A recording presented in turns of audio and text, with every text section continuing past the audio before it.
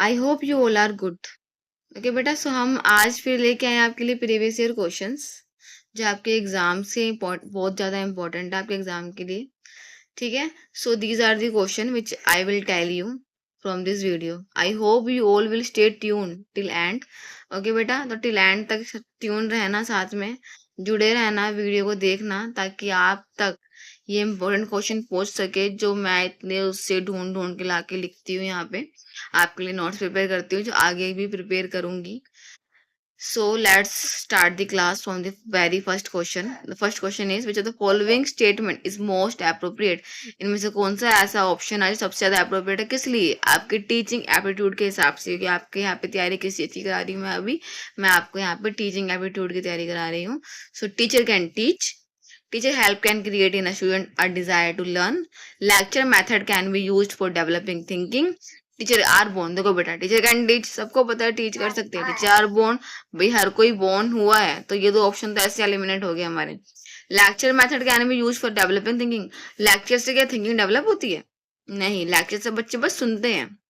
Now the rest one is option B, जो बचा है कि आपका कौन सा ऑप्शन बी बचा है, teacher help can create in a student a desire to learn, कि टीचर की हेल्प से क्या होता है, बच्चे के अंदर एक ऐसा चाहत पनपती है, बनती है, जिससे उसके अंदर पढ़ने का मन करता है। ऐसा टीचर कौन होगा जो अच्छा होगा? भाई कितने टीचर होते हैं जो आते हैं पढ़ाते चले जाते हैं, नहीं, बट बहुत कम टीचर ऐसे होते हैं जो हमें अच्छे लगते हैं, जिनके साथ पढ़ना हमें अच्छा लगता है। तो वैसे टीचर बनना ही is the main point of view, हमारा मेन मोटिव ही ये है। So option B is the correct answer. Option two, which of question two, which of the following comprise teaching skill, इसमें से क्या टीचिंग स्किल होनी चाहिए? Blackboard writing, questioning, explaining, all of the above. So बेटा देखो, एक teacher जो बैठा रहे बस, बिल्कुल ब्लैक बोर्ड का यूज ना करे, वो भी गलत है। क्वेश्चन ना करे, गलत है। एक्सप्लेन ना करे, सबसे गलत है। तो तीनों चीज होना बहुत जरूरी है कि हमें ब्लैक बोर्ड का भी यूज करना है, हमें बच्चों से क्वेश्चन भी पुट करने हैं, बच्चों से क्वेश्चन पूछने हैं, एक्सप्लेन भी करना है, बच्चों समझाया, ये सब बहुत जरूरी होता है। इसलिए all of the above is the right answer. Question three, micro teaching. तो बेटा ये माइक्रो टीचिंग मैंने आपको लास्ट क्लास नहीं पढ़ाया है, देखो उससे क्वेश्चन आपको देखने को मिल रहा है इस क्लास में। ठीक है, सो प्लीज उस लास्ट तक जरूर देखें ताकि आपको ये क्वेश्चन को आंसर आप बिना झिझक के, बिना डर के कर सके। अगर आपने वो क्लास मेरी देखी है तो आपको इसका आंसर पता होगा। सो चलो पढ़ते हैं ये question. Micro teaching is most effective for the student teacher, तो इसमें तो कौन सा ऐसा ऑप्शन ज्यादा इफेक्टिव है, किसके लिए? स्टूडेंट और टीचर दोनों के लिए। During the practice teaching, after the practice teaching, before the practice teaching, या नन ऑफ द अबव। तो बेटा देखो, अगर आपने मेरी क्लास देखी तो आपको पता होगा माइक्रो टीचिंग कब होती है, ड्यूरिंग द प्रैक्टिस टीचिंग, कि जब हम प्रैक्टिस टीचिंग करते हैं उसी के दौरान हम क्या करते हैं, माइक्रो टीचिंग में माइक्रो टीचिंग कराई जाती है। 4-6 मिनट हर स्टेप के होते हैं, बताया था मैंने, प्लानिंग, फिर उसके बाद उसके हमारे क्या क्या रहते हैं चीजें, रीप्लानिंग, फीडबैक, ये सारे हमारे और उसके पॉइंट्स रहते हैं। ठीक है, next is question four, which of the following teachers would you like the most. अब ये पूछ रहे कि कौन सा टीचर को सबसे ज्यादा आप प्यार करोगे, आप पसंद करोगे। जो पंचुअल हो, second having research aptitude, loving and having high idealistic philosophy, अब who open amuse his student. अब देखो, अगर आप सोचो ना कि हाँ टीचर के हिसाब से, तो ऑप्शन सी भी अच्छा लग रहा है, बट हमें सोचना है एज पर द एग्जाम। ये हमारे सिलेबस में क्या क्या आता है पेपर वन में, teacher aptitude, teaching aptitude, research aptitude और रीजनिंग। सो यहाँ पे having research aptitude is the correct answer, क्योंकि हमारे एग्जाम पॉइंट ऑफ व्यू से, हमारे सिलेबस के हिसाब से वही ऑप्शन सही बन रहा है। Next, the teacher's role at higher education level is to, हमारे हायर मतलब कि जो बड़े बच्चे होते हैं उनके उस टाइम पे टीचर का रोल क्या होता है। अब यहाँ पर टीचर ज्यादा एक्टिव नहीं है क्योंकि हाई हो गया है बेटा, आप बच्चे खुद से भी पढ़ सकते हैं, बच्चे क्वेश्चन पुट करते हैं, तो उस हिसाब से हमारा क्या होना चाहिए, पहला option provide information to student, कि क्या करे, बच्चों को इन्फॉर्मेशन दे। Promote self learning in student, बच्चों के अंदर सेल्फ लर्निंग को प्रमोट करे। Encourage healthy competition among student, बच्चों के अंदर एक हेल्दी कंपटीशन की आपस में कंपटीशन करना बेटा अच्छा भी होता है, ऐसे नहीं, पढ़ाई के लिए कंपटीशन हेल्दी है, ऐसे हमें कभी लालच नहीं करना, बट नंबर का लालच बहुत अच्छा होता है, इससे हमारा स्कोर बढ़ेगा। Option D, help students to solve their personal problem, कि बच्चों की हेल्प भी करें उनके पर्सनल प्रॉब्लम के लिए। देखो बेटा, हमें इतना इन्वॉल्व नहीं होना है कि उनके पर्सनल प्रॉब्लम में भी घुस जाए। So option D is not a correct answer. But देखो, promote self learning in student, हाँ, सबसे ज्यादा अच्छा कौन सा हमें देखना, बट सबसे यहाँ पे ऑप्शन सी भी सही है, बी सी में थोड़ा था, बट सबसे अच्छा बी सी में से बी है कि ये बच्चों को सेल्फ लर्निंग करने दे। हायर एजुकेशन में क्या होता है, हम बड़े बच्चों में क्या करते हैं, हम खुद से पढ़ते हैं, हमें टीचर की हम गाइडेंस ले लेते हैं कुछ कुछ चीजों को, बट ज्यादातर हम खुद से सेल्फ स्टडी करते हैं। Okay, so option B is the correct answer. Now the next question, teacher uses visual aids to make learning. Visual aids का यूज क्या किस लिए करते हैं टीचर लर्निंग में? सिंपल करने के लिए, मोर नॉलेज के लिए, क्विकर या इंटरेस्टिंग? देखो बेटा, अगर हमें कोई चीज ना विजुअली दिखे पढ़ाते हुए, इसके आजकल ना स्मार्ट क्लासेस आ गई हैं क्लासरूम्स में, तो क्यों आई है? ताकि बच्चों को सिर्फ बुक रीडिंग से रट्टू तोता या फिर बोरिंग फील ना हो, वो विजुअली देखे चीजों को, क्योंकि बेटा विजुअली चीजें हम देखते जल्दी हमारे दिमाग में चीजें बैठ जाती है, याद हो जाती है, और इंटरेस्ट बनता है। पहली बात तो यह कुछ चल रहा है, छोटे छोटे बच्चे भी होते हैं, वो ज्यादा अगर टीवी में राइम्स वगैरह देखते हैं, क्योंकि उनका इंटरेस्ट जाता है वहां पे कि यहाँ पे क्या है, कलरफुल चीजें, ठीक है, इसलिए इंटरेस्टिंग वे के लिए विजुअल एड का यूज किया जाता है।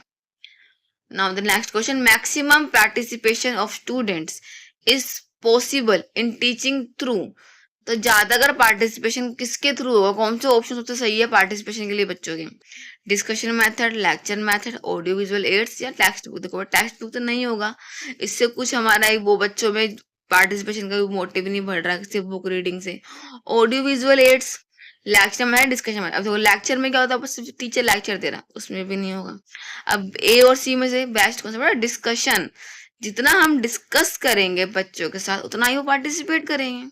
हमने क्वेश्चन पूछा, उन्होंने क्वेश्चन पूछा, हमने कोई बात एक्सप्लेन करी, उन्होंने कोई बात एक्सप्लेन करी, ऐसे करके बच्चे ज्यादा से ज्यादा पार्टिसिपेट करते हैं।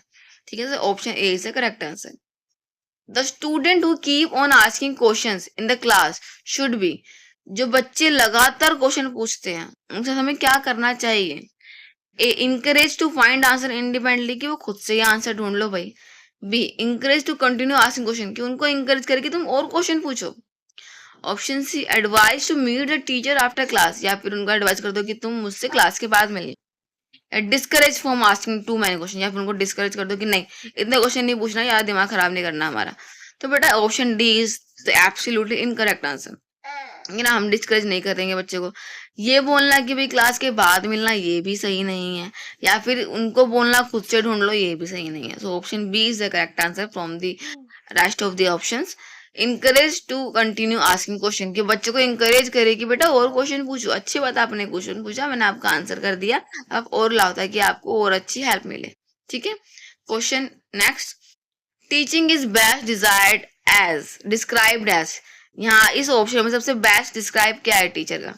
The act of delivering content of student. देखो बड़ा सारे ऑप्शन सही होंगे, हमें बेस्ट चुनना है, इसमें से बेस्ट क्या है उनके हिसाब से। A process of facilitating learning and guiding students. A one-way communication between teacher and learner. देखो बेटा one way वो तो होना ही नहीं चाहिए। C is incorrect. A method of learn ensuring memorizing. Memorize करना, रटे बनाना नहीं, रटवाना भी नहीं है, तो C D तो है ही नहीं। Act of delivering content, content पढ़ाना है, बट सबसे अच्छा क्या है? फैसिलिटेट करना, गाइडिंग करना स्टूडेंट को। ठीक है ना, तो option B is the correct answer. Now the next question, which of the following is a characteristic of reflective teaching? अब देखो बेटा, हमने लेवल ऑफ टीचिंग पढ़ा है, मेरी क्लास आपने अगर देखी है उसमें मैंने आपको तीनों लेवल पढ़ाए हैं, मेमोरी लेवल, अंडरस्टैंडिंग लेवल और रिफ्लेक्टिव लेवल। तो उससे भी ये क्वेश्चन आपको देखने को मिल रहा है, इसलिए आप इससे पहले प्लीज जरूर मेरी लेवल ऑफ टीचिंग की क्लास भी जरूर देखता है कि आपको इसके आंसर करने में कोई दिक्कत ना आए। So option A is focus on immediate recall of facts, teacher center learning, practical problem solving and critical thinking, rote memorising.